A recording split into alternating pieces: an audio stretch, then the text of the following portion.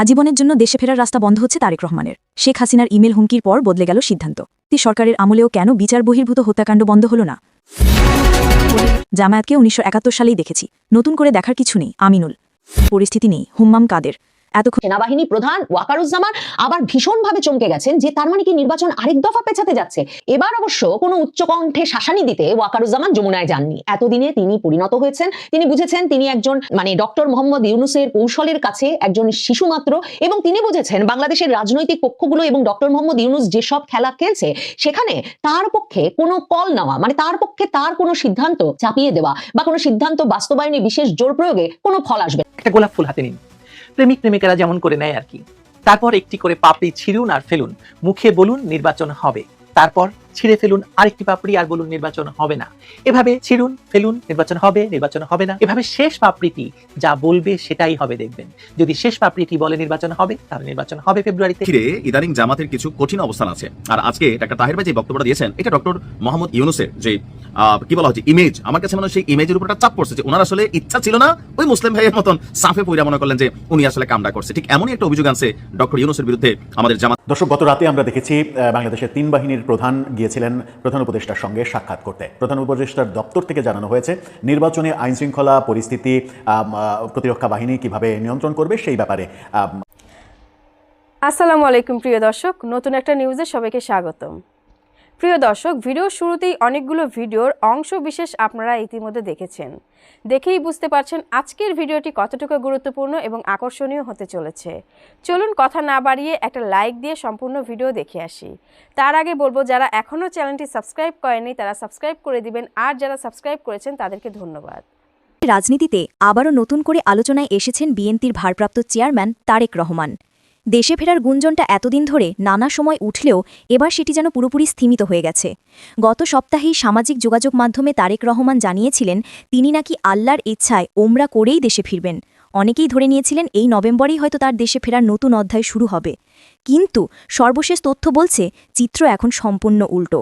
বিএনপির ভেতর থেকেই জানা গেছে তিনি নভেম্বরে ওমরা করলেও বিশেষ কারণে লন্ডনেই অবস্থান করবেন। বিষয়টি দলীয় নেতাকর্মীদের মাঝেও এক ধরনের বিভ্রান্তি ও হতাশা তৈরি করেছে। বিশ্লেষকরা বলছেন তারেক রহমানের দেশে ফেরার পথ এখন শুধু কঠিন নয়, বরং প্রায় অসম্ভব হয়ে দাঁড়িয়েছে। কারণ দেশে ফেরার আগে তাকে মোকাবিলা করতে হবে আইনি ও রাজনৈতিক দুই দিকেরই কঠিন বাস্তবতা।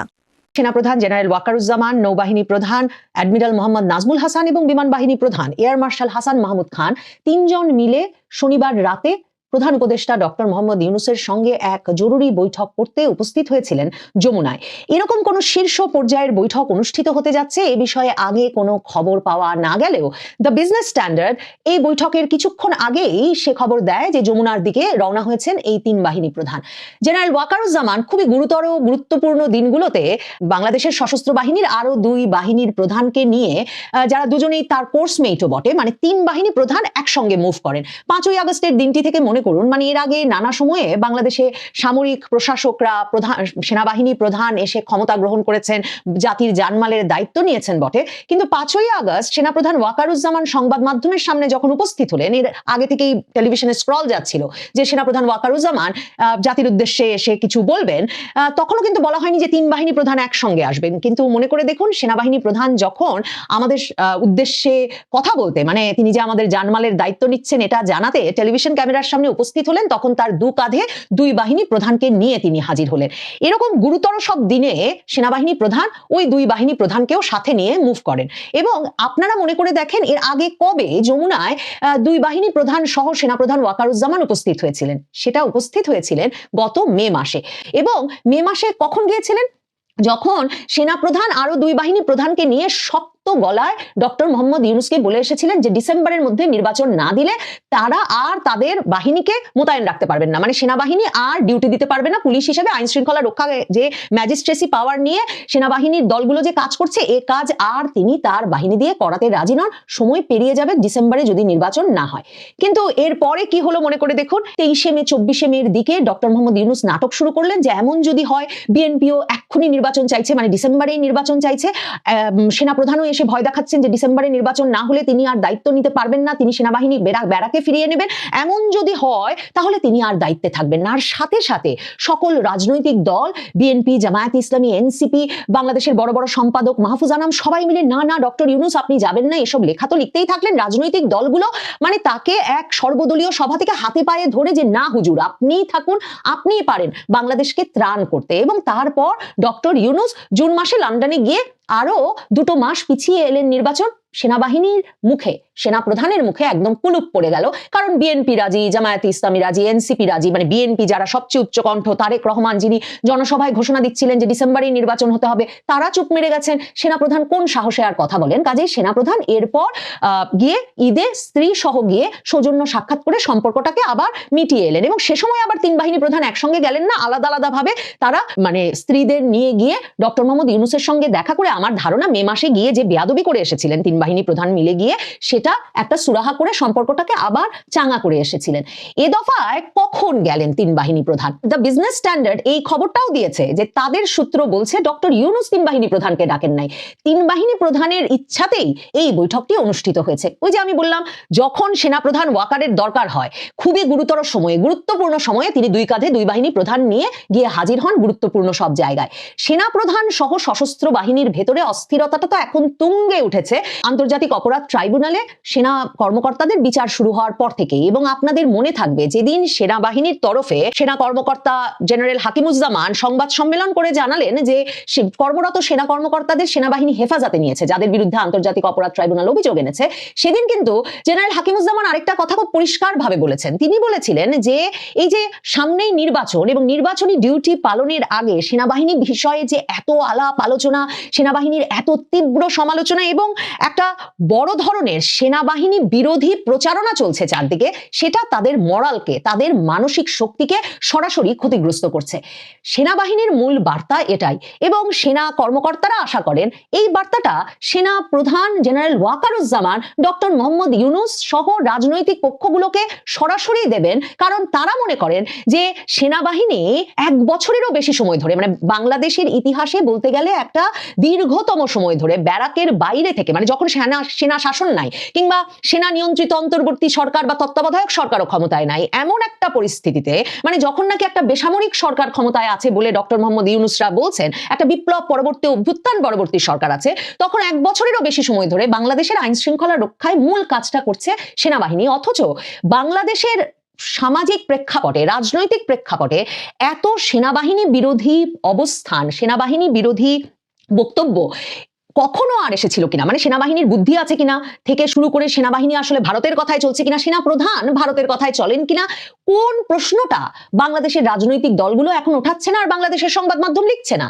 এই অবস্থায় সেনাবাহিনী মনে করছে যে তাকে এই আমলে 2024-এর 5ই আগস্টের পর থেকে ক্রমাগত একটা চৌকিদার বাহিনীতে পরিণত করা হয়েছে, যেই বাহিনীটি মানে একরকমের ঢাল নাই, তলোয়ার নাই, নিধিরাম সর্দার, মানে তারা রাস্তায় আইন শৃঙ্খলা রক্ষায় নিয়োজিত আছে বটে, কিন্তু জনগণ তাদের ভুয়া ভুয়া বলে ধাওয়া দিচ্ছে আর তারা দৌড়ে গিয়ে সেনাবাহিনীর গাড়িতে উঠছে। সরকারের সঙ্গে তাদের সম্পর্কটা ভালো না, সরকার নানা কারণে সেনাবাহিনীর মর্যাদা, সেনাবাহিনীর যে একটা বিশেষ আইন, বিশেষ বিধি, বিশেষ সম্মান সারা বাংলাদেশের ইতিহাসে সবসময় সরকারগুলো রক্ষা করে এসেছে, এই সরকার সর্বশেষ আন্তর্জাতিক অপরাধ ট্রাইব্যুনালের বিচার কার্যে মানে ওই সেনা কর্মকর্তাদেরকে গ্রেফতারি পরোয়ানা জারি করে এবং তাদেরকে তার মুখোমুখি করে সেটা নিশ্চিত করেছে যে এমন কোনো বিশেষ মর্যাদা এই সরকার দিতে চায় না। সেনাবাহিনী এমন একটা পর্যায়ে পৌঁছেছে যে সাধারণ মানুষ না সেনাবাহিনীর প্রতি সম্মান বোধ করছে, না সেনাবাহিনী তাদের নিরাপত্তা, আইন শৃঙ্খলা ব্যবস্থা বজায় রাখতে সর্বোচ্চ ভূমিকা রাখছে, প্রশংসনীয় ভূমিকা রাখছে, এমনটা মনে করছে। কাজেই সাধারণ মানুষের সঙ্গেও সেনাবাহিনীর সম্পর্ক, শ্রদ্ধা, সম্মানের যে একটা বন্দোবস্ত ছিল সেটা একেবারে ভেঙে পড়েছে। সেনাবাহিনীর ভেতরে একেবারে শীর্ষস্থানীয় জেনারেলরা থেকে শুরু করে একেবারে প্রাথমিক পর্যায়ের সেনা সদস্যরা পর্যন্ত মনে করেন যে এর জন্য বর্তমান সেনা নেতৃত্ব ওয়াকারুজ্জামান দায়ী, এবং ওয়াকারুজ্জামান কিভাবে সরকারের সঙ্গে দর কষাকষি করছেন সেখানে একটা বড় ধরনের সমস্যা রয়ে গেছে। সেনা প্রধান হিসেবে ওয়াকারুজ্জামানকে সবাই যাতে এককভাবে দোষ না দিতে পারেন, ওয়াকারুজ্জামান এজন্য সবসময় 2 কাঁধে 2জনকে নিয়ে ওই সব গুরুত্বপূর্ণ দিনে হাজির হন। সেনাপ্রধান শনিবার যে যমুনায় গিয়েছিলেন সেই আকুতিটা আবারও জানাতে ডক্টর মোহাম্মদ ইউনূসকে এমন একটা সময়ে, যখন গণভোট নির্বাচনের আগে না নির্বাচনের দিনে এসব নিয়ে তর্কে, জুলাই সনদ আইনি ভিত্তি পাবে কিনা, জুলাই সনদের আদেশে কে স্বাক্ষর করবে করবে, এসব নিয়ে তর্কে বিএনপি, জামায়াত ইসলামী, এনসিপি একদম মুখোমুখি। এবং বিএনপি, জামায়াত, এনসিপির এই মুখোমুখি অবস্থায় শেষ পর্যন্ত নির্বাচনটা পিছিয়ে যায় কিনা, কারণ জামায়াত ইসলামী, এনসিপি দুই তরফেই বলা হয়েছে যে নির্বাচন যদি পিছিয়েও যায় গণভোট হলে বা জুলাই সনদে ডক্টর মোহাম্মদ ইউনূস সই করে সেটার সাংবিধানিক ভিত্তি প্রতিষ্ঠা করার জন্য যদি জাতীয় সংসদ নির্বাচনকে পিছিয়েও দিতে হয় তাহলেও তাদের কোনো আপত্তি নেই। তারা তবু মনে করে গণভোটটা আগে হওয়া দরকার এবং জুলাই সনদ বাস্তবায়ন অধ্যাদেশটা জারি করা দরকার। এই অবস্থায় এই তিন বাহিনী প্রধান আবার, বিশেষ করে সেনাবাহিনী প্রধান ওয়াকারুজ্জামান আবার ভীষণভাবে চমকে গেছেন যে তার মানে কি নির্বাচন আরেক দফা পেছাতে যাচ্ছে। এবার অবশ্য কোনো উচ্চকণ্ঠে শাসানি দিতে ওয়াকারুজ্জামান যমুনায় যাননি। এতদিনে তিনি পরিণত হয়েছেন, তিনি বুঝেছেন তিনি একজন ডক্টর মোহাম্মদ ইউনূসের কৌশলের কাছে একজন শিশু মাত্র, এবং তিনি বুঝেছেন বাংলাদেশের রাজনৈতিক পক্ষগুলো এবং ডক্টর মোহাম্মদ ইউনূস যেসব খেলা খেলছে সেখানে তার পক্ষে কোনো কল নেওয়া, তার পক্ষে তার কোনো সিদ্ধান্ত চাপিয়ে দেওয়া বা কোনো সিদ্ধান্ত বাস্তবায়নে বিশেষ জোর প্রয়োগে কোনো ফল আসবে না। মে মাস থেকেই তিনি এসব শিক্ষা পেতে পেতে এবার মিনমিন করে আরো দুই বাহিনী প্রধান নিয়ে বলতে গেছেন যে ডক্টর মোহাম্মদ ইউনূস যেন নিশ্চিত করেন যে কোনোভাবে অন্তত ফেব্রুয়ারিতে নির্বাচনটা হয়ে যায় এবং একটা নির্বাচিত সরকারের কাছে ক্ষমতা হস্তান্তর করে তিনি যাতে সেনাবাহিনীকে ব্যারাকে ফিরিয়ে নিয়ে যেতে পারেন। সেনাপ্রধান ওয়াকারুজ্জামানের প্রতি এইটুকু আস্থাও সেনাবাহিনী রাখতে পারছে না। তারা ক্লান্ত, অবসন্ন, অপমানিত, কিন্তু ব্যারাকে ফেরার কোনো উপায় নাই সেনাবাহিনীর, কারণ সেনাপ্রধান ওয়াকারুজ্জামান এই কথাটুকু দিয়েই যে সেনাবাহিনীকে রাস্তায় রেখেই আসলে তিনি যে আমাদের জানমালের দায়িত্ব নিয়েছেন আর অন্তর্বর্তীকালীন সরকারটা যে তিনি গঠন করে দিয়েছেন, মে মাসেও হুঙ্কার দিয়ে তিনি ডক্টর ইউনূসের সাথে বৈঠক শেষে ফিরে দরবারে যে কথা তরুণ কর্মকর্তাদের বলে দিয়েছিলেন যে এই সরকার তো আমরা গঠন করেছি, ওই দাবিটা যে তিনি সেনা কর্মকর্তাদের কাছে করেন, ওই বাহবাটা যে তিনি পেতে চান, ওই সাবাসিটুকুর একমাত্র প্রমাণ হয়ে দাঁড়িয়েছে এখন ওয়াকারুজ্জামানের জন্য এই বিষয়টা যে এই সরকারের লাঠিয়াল বাহিনী হিসেবে, এই সরকারের চৌকিদার বাহিনী হিসেবে, আইন শৃঙ্খলা রক্ষাকারী মূল বাহিনী হিসেবে, এই সরকারের সক্রিয় পুলিশ বাহিনী হিসেবে আসলে বাংলাদেশ সেনাবাহিনীর সদস্যরা রাজপথে কাজ করছেন। শনিবারের বৈঠকে ডক্টর মোহাম্মদ ইউনূসের সঙ্গে বৈঠকে এই বাস্তবতাগুলোর আলাপই করতে গিয়েছিলেন তিন বাহিনী প্রধান, যে মনোবল ভেঙে দিলে সেনাবাহিনীর পক্ষে নির্বাচনের সময় কার্যকর ব্যবস্থা রাখা, ভূমিকা নেওয়া সত্যি হয়তো অসম্ভব হয়ে পড়বে। জামাত ইসলামের একজন নেতা যিনি দলটির খুবই গুরুত্বপূর্ণ একটা জায়গা হোল্ড করেন, নায়েবে আমির ডক্টর সৈয়দ আব্দুল্লাহ মাহমুদ তাহের ভাই এবং ডক্টর ইউনূসের সাথে কানেক্টেড হয়ে গেল। ডক্টর ইউনূসকে ঘিরে ইদানিং জামাতের কিছু কঠিন অবস্থান আছে। আর আজকে ডক্টর তাহের ভাই যে বক্তব্যটা দিয়েছেন এটা ডক্টর মোহাম্মদ ইউনূসের যে কি বলা হচ্ছে ইমেজ, আমার কাছে মনে হয় সেই ইমেজের উপর একটা চাপ পড়ছে যে ওনার আসলে ইচ্ছা ছিল না ওই মুসলিম ভাইয়ের মতন সাফে পইরা মনে করলেন যে উনি আসলে কামটা করছে। ঠিক এমনই একটা অভিযোগ আনছে ডক্টর ইউনূসের বিরুদ্ধে আমাদের জামাত ইসলামের এই নেতা।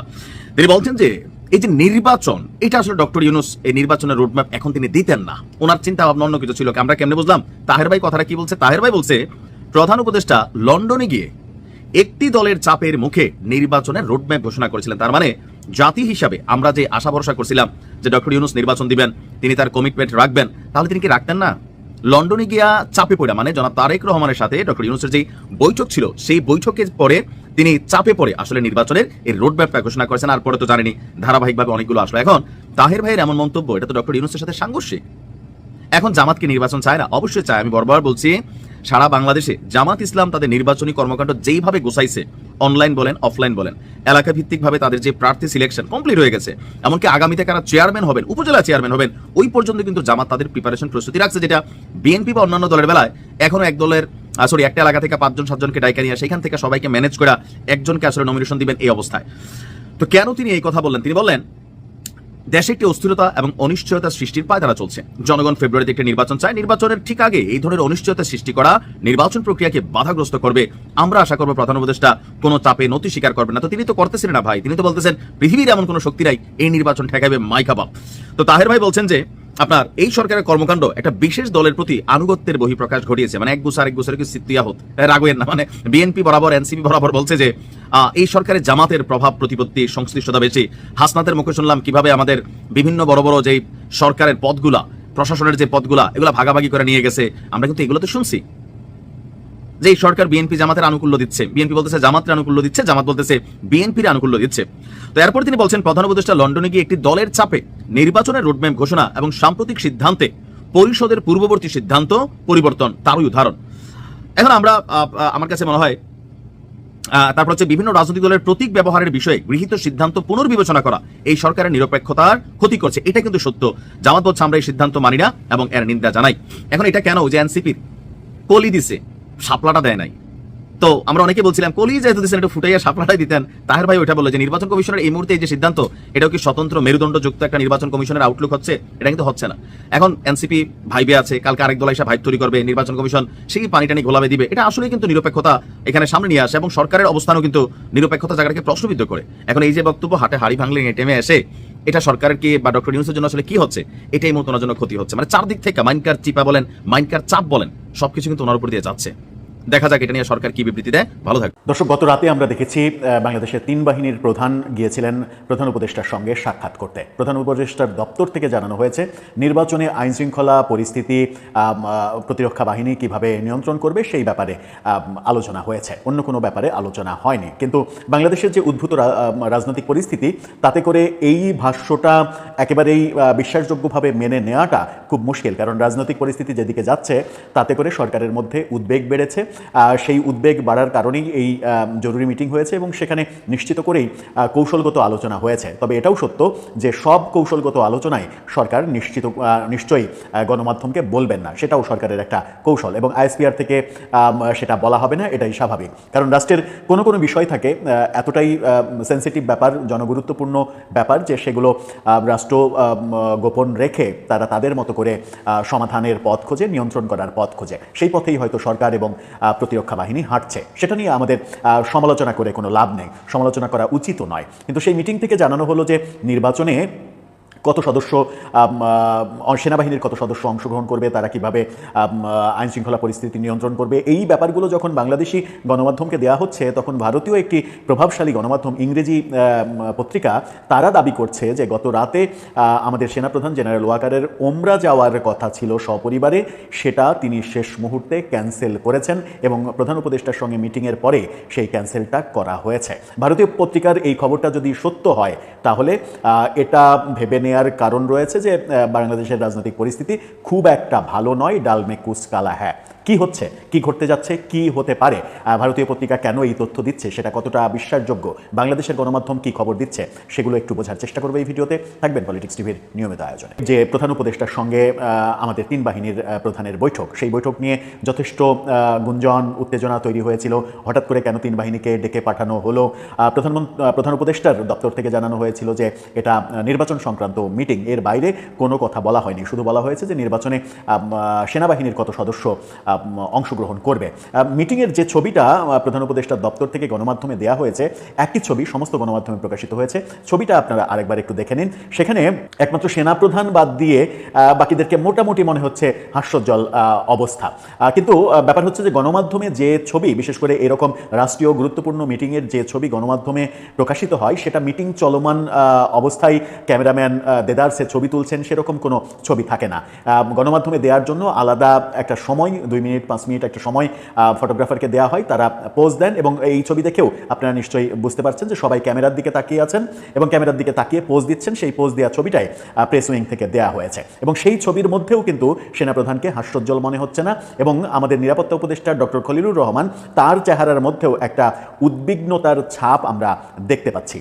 এই দুজনই যেহেতু, একজন সরকারের মধ্যে আর একজন সেনাবাহিনীর প্রধান, এই দুইজনই যেহেতু মোটামুটি প্রধান উপদেষ্টার পরে সবথেকে গুরুত্বপূর্ণ স্টেক হোল্ডার, তাদের এই মানে ফেসিয়াল এক্সপ্রেশন দেখে কিছুটা অনুমান করা যায় কিনা, সেটাও একটা বড় বিষয়। হয়তো এটা মানে বড় বড় মনোবিদরা বলতে পারবেন যে তাদের এক্সপ্রেশনের সঙ্গে বিমান বাহিনী এবং নৌবাহিনী প্রধানের এক্সপ্রেশনের পার্থক্য কিংবা প্রধান উপদেষ্টার এক্সপ্রেশনের পার্থক্য এটাতে কি মিন করে। যাই হোক, সে আলোচনা অনেক বড় আলোচনা, সেই আলোচনায় আমরা না যাই। গণমাধ্যম যেটা বলছে, তার শিরোনামটা দেখে নিতে পারেন এই মিটিং সম্পর্কে। সেখানে বলছে যে জাতীয় নির্বাচনে মাঠে থাকবে সেনা, নৌ ও বিমান বাহিনীর 94,000 সদস্য। এরকম একটা সিদ্ধান্ত এই মিটিংয়ে হয়েছে বলে জানানো হয়েছে যে এই 94,000 সদস্য তারা অংশগ্রহণ করবে। তাদের মধ্যে 90,000 সেনা সদস্য, 2,500 নৌবাহিনীর সদস্য এবং 1,500 বিমান বাহিনীর সদস্য মোতায়েন থাকবে। এই ব্যাপারেই নাকি আলোচনা হয়েছে। এখন এই ব্যাপারে আলোচনা হয়েছে, এই খবর যখন বাংলাদেশের গণমাধ্যম দিচ্ছে, তখন ভারতীয় গণমাধ্যম নর্থ ইস্ট নিউজ, তারা যে তথ্যটা দিচ্ছে সেটা খুব একটা মানে সুখকর তথ্য নয়। এটা একটু ভাবনার তথ্য। আমি জানি না এই তথ্যটা সঠিক কিনা, তারা দাবি করছে। তাদের শিরোনামটা দেখে নিন, নর্থ ইস্ট নিউজ। তারা বলছে Bangladesh army chief general Wakeruzzaman cancel ওমরা ভিজিট টু সৌদি আরবিয়া। অর্থাৎ তিনি সৌদি আরবের তার নির্ধারিত ওমরা হজে যাওয়ার যে প্ল্যান, সেই প্ল্যানটা বাতিল করেছেন, যেটা গত রাতেই তার যাওয়ার কথা ছিল। সেখানে তারা বলছেন, অর্থাৎ বাংলা করলে যেটা বললাম সেটাই দাঁড়ায়। বলা হচ্ছে যে 1 নভেম্বর মধ্যরাতের আগে জেনারেল জামানের জেদ্দার উদ্দেশ্যে ফ্লাইটে যাওয়ার কথা ছিল, কিন্তু বাংলাদেশের প্রধান উপদেষ্টা মোহাম্মদ ইউনূসের সঙ্গে 3 বাহিনী প্রধানের বৈঠকের পর তিনি মক্কার হজ যাত্রা বাতিল করেন। এই দাবি নর্থ ইস্ট নিউজ করছে। তারা বলছে যে সন্ধ্যায় বাংলাদেশের 3 বাহিনী প্রধানরা প্রধান উপদেষ্টা মোহাম্মদ ইউনূসের সাথে ঢাকার যমুনা গেস্ট হাউসের অফিসে দেখা করলেও জেনারেল ওয়াকারুজ্জামান রাতে সৌদি আরবের পবিত্রতম শহর মক্কায় তার ওমরা পালনের নির্ধারিত সফর বাতিল করেছেন। নর্থ ইস্ট নিউজ নির্ভরযোগ্যভাবে জানতে পেরেছে যে জেনারেল জামান, যার 14 অক্টোবর থেকে সৌদি আরবের 5 দিনের সরকারি সফর বাতিল করা হয়েছিল, অর্থাৎ এর আগে জাতিসংঘ মিশন সংক্রান্ত একটা জরুরি কনফারেন্সে তার যাওয়ার কথা ছিল 14 অক্টোবর সৌদি আরবে, সেটাও তিনি ক্যান্সেল করেছিলেন। সেই খবরও আমরা জেনেছিলাম এবং সেখানে তার বদলে অন্য একজন ঊর্ধ্বতন অফিসারকে পাঠানো হয়েছিল। এই কথাই বলা হচ্ছে যে বাতিল করা হয়েছিল। তিনি 2 নভেম্বর জেদ্দায় যাওয়ার তারিখ নির্ধারণ করেছিলেন, যেখান থেকে তিনি ওমরা পালনের জন্য ইসলামের পবিত্রতম নগরীতে আরেকটি ফ্লাইটে যাওয়ার কথা ছিল। অর্থাৎ 2 নভেম্বর বলতে গত রাতেই মধ্যরাতের পর তো 2 নভেম্বরই হয়, সেটাকেই তারা বোঝাতে চাচ্ছে যে সেই ওমরা হজে তার যাওয়ার কথা ছিল, সেটা তিনি বাতিল করেছেন। এবং এটাও তারা বলছে, দাবি করছে যে তার সপরিবারে যাওয়ার কথা ছিল। যদি এই খবর সত্য হয়, আমি জানি না এই খবর ভারতীয় গণমাধ্যম যেটা দিচ্ছে সেটা সত্য কিনা, কারণ ভারতীয় গণমাধ্যম ব্যাপারে আমাদের বাংলাদেশের বহু মানুষের একটা অ্যালার্জি রয়েছে। কারণ গত বছর 5 আগস্টের শেখ হাসিনা সরকার পতনের পরে শেখ হাসিনার এবং আওয়ামী লীগের পক্ষে ভারতের প্রচুর গণমাধ্যম প্রচুর প্রোপাগান্ডা ছড়িয়েছে। এই প্রোপাগান্ডা ছড়ানোর ফলে ভারতীয় গণমাধ্যম সত্য খবর দিলেও সেটাকে মেনে নিতে একটু সময় নিতে হয় আমাদের। এই তথ্য যদি সত্য হয়, ভারতীয় গণমাধ্যমের দেওয়া এই তথ্য যদি সত্য হয়, তাহলে এটুকু অন্তত বুঝতে বাকি থাকে না যে প্রধান উপদেষ্টার সঙ্গে 3 বাহিনী প্রধানের যে বৈঠক হয়েছে, সেখানে বাংলাদেশের রাজনৈতিক পরিস্থিতি যে ঘোলাটে হয়েছে এবং সেই ঘোলাটে পরিবেশে তারা যে একটু চিন্তিত এবং তারা এখন পর্যন্ত সেটা মিট আপ করার কোনো ওয়ে খুঁজে বের করতে পেরেছেন কিনা, সেই ব্যাপারে যথেষ্ট সন্দেহ তৈরি হয়। এখন দেখার বিষয় যে আগামী 2-1 দিনের মধ্যে, আজকালের মধ্যে পরিস্থিতির উন্নতি হয় নাকি অবনতি ঘটে, যখন বিভিন্ন রাজনৈতিক দলের বিভিন্ন রকমের অবস্থান আমরা দেখছি। দর্শক, আপনার কি মনে হয়, পরিস্থিতি কি ঘোলাটে হচ্ছে? এই ঘোলাটে পরিস্থিতিতে সেনাবাহিনীর ভূমিকা কি হতে পারে? আপনার প্রিয় দর্শক, ভিডিওটি দেখে কি জানলেন বুঝলেন অবশ্যই আপনাদের মূল্যবান মতামত কমেন্ট বক্সে জানিয়ে দিবেন। পারলে ভিডিওটি শেয়ার করে সবাইকে দেখার সুযোগ করে দিবেন। ধন্যবাদ।